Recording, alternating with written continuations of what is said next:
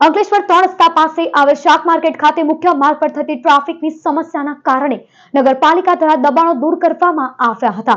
માર્કેટની બાજુમાં સંજયનગરમાં જતા માર્ગ ઉપર ગેરકાયદેસર લારીવાળાઓને હટાવી દબાણો દૂર કરી માર્ગને ખુલ્લો કરાયો હતો। જો કે પાલિકા દ્વારા છૂટક શાકભાજી વિક્રેતાઓને માર્કેટની બાજુમાં જગ્યાની ફાળવણી કરી હતી। જો કે મહિલા વિક્રેતાઓએ વિરોધ કર્યો હતો। અંકલેશ્વર શહેરના હાડસમાં 3 રસ્તા નજીક મુખ્ય માર્ગને અડીને આવેલા શાક માર્કેટના કારણે ટ્રાફિકની સમસ્યા સર્જાતી હતી। છૂટક શાકભાજી વિક્રેતા મહિલાઓ માર્ગની બાજુમાં શાકભાજીનું વેચાણ કરતા હોવાથી અને આડેધડ વાહનોના પાર્કિંગના કારણે ટ્રાફિકની સમસ્યા માથાનો દુખાવો બની હતી।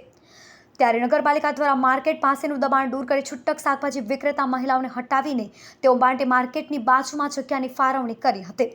આજ રોજ આ કામગીરી હાથ ધરતા મહિલા શાકભાજી વિક્રેતાઓએ પાલિકાના સત્તાધીશો સમક્ષ ઉગ્ર રજૂઆત કરી મુખ્ય માર્ગ ઉપર બેસી ચક્કાજામ કર્યો હતો। મુખ્ય માર્ગની બંને તરફ બેસી જતા ટ્રાફિક જામની સમસ્યા સર્જાઈ હતી, જેની જાણ થતાં એ ડિવિઝન પોલીસનો કાફલો દોડી આવ્યો હતો અને મહિલાઓને હટાવી માર્ગને ખુલ્લો કરી ટ્રાફિકને કાર્યરત કર્યો હતો। નગરપાલિકા કચેરી ખાતે હલ્લાબોલ કરી રહેલ મહિલાઓને પોતાની રોજીરોટી પર અસર થવાની ચિંતા વ્યક્ત કરી હતી। પરિસ્થિતિ તંગ બનતા પોલીસે વિરોધ કરી રહેલી મહિલાઓની અટકાયત કરી હતી। પોલીસની કાર્યવાહી દરમિયાન એક મહિલા અચાનક બેભાન થઈ જતા ત્યાં હાજર લોકોમાં ચિંતા ફેલાઈ હતી। આ દરમિયાન નગરપાલિકા પ્રમુખે વિરોધ કરનાર મહિલાઓ સાથે ચર્ચા કરી તેમની સમસ્યાઓ અને પ્રશ્નોનું યોગ્ય નિરાકરણ લાવવાની ખાતરી આપી હતી। આ બધી બહેનો તમે જોઈ શકો છો, પાછળ આંદોલન પર ઉતરેલા છે। જો અમને ન્યાય ના મળે તો અમે આજે સવારથી સાંજ લગી ક્યાં તો કાલ સુધી બી અમે આંદોલન કરવા તૈયાર છે। અમારી માંગ એટલી છે કે અમે જ્યાં ધંધો કરીએ છીએ, અમારા 2 ટાઈમના રોજીરોટી મેળવીએ છીએ, તો અમારી માંગ એ છે કે અમને ત્યાં ધંધો કરવા દેવામાં આવે।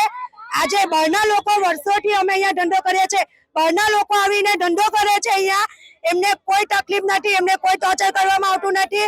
જ્યારે અહીં ગામડાની બહેનો વોટ આપીને સરકારને લાવે છે, એમને અહીંયાથી એમનો હક આપવામાં આવતો નથી, એમને અહીંયાથી કરી મૂકવામાં આવે છે। જો આ સરકાર આવું જ કરવાની હોય તો પછી આ લોકોને ખુરશી પર બેસવાનો કોઈ અધિકાર જ નથી।